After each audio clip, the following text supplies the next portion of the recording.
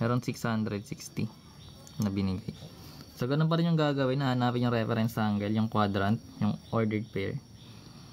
Then yung 6 trigonometric functions or ratio natin. So basically guys, alam naman natin na yung Cartesian natin, yung unit circle natin, meron lang ditong 0 or 360, then 90, 180, tsaka 270.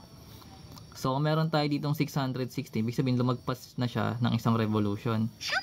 So which means magkakaroon tayo dito ng, pabawasan lang natin tong 660 ng 360 para makuha natin yung coterminal angle nya. So di ba meron tayong given at 660.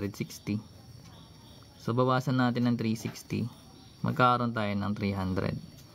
So ibig sabihin itong 300 guys is coterminal nya. So nasan ba yung 300 degrees? So yung 300 degrees is nasa pagitan ni 270 at saka 360. So nandito yung parte. So ngayon, ibig sabihin kung nandito parte yung 300 degrees, ibig sabihin nasa quadrant 4 yung ating angle na 660.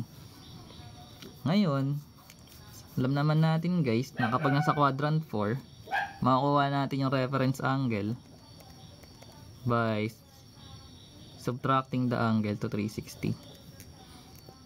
So, ibig sabihin, magkakaroon tayo ng 360 minus yung angle natin. Ito yung gagamitin natin, 300. So, basically, magkakaroon tayo ng 360 minus 300.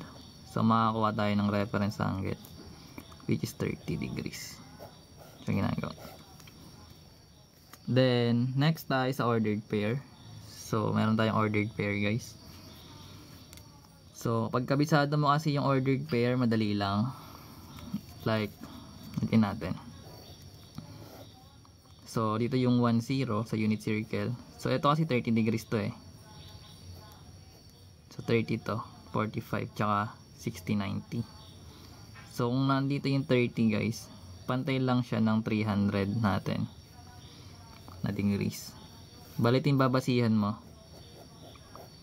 So, yung ordered pair lang naman nito guys, that is square root of 3 over 2, tsaka 1/2. Pag hindi mo pa ito kabisado, meron tayong beads na ito, sabi ko nga. Then, yan. So, sabi natin, ito yung cosine, ito yung sine. Then, kapag pantay niya ito guys, ito yung magiging guide mo na 30. So, balik kakopy mo lang yung ordered pair. Pero dahil nasa quadrant 4 to, ibig sabihin, yung sign nito ng ordered pair is positive tsaka negative. So, ibig sabihin, positive dapat tong cosine, pero negative yung magiging sign natin. So, ito yung magiging ordered pair nila. So, meron tayong ordered pair or coordinates, which is square root of 3 over 2 and negative 1/2. Pwede na natin kunin yung trigonometric ratio natin or functions. So, unahin natin yung sine na 660. So, basically sabi natin, pwede rin siyang maging 300, di ba? Though alam naman natin kasi na ito yung cosine, then ito yung sine. Dito na lang tayo magbase. Total sine lang, andito naman yun. So, basically magiging negative 1/2. Then, para naman sa cosine, 660. So, ito yung cosine mo. Square root of 3 over 2. Then, punta tayo sa tangent. So, bali, sine over cosine. Sine over cosine.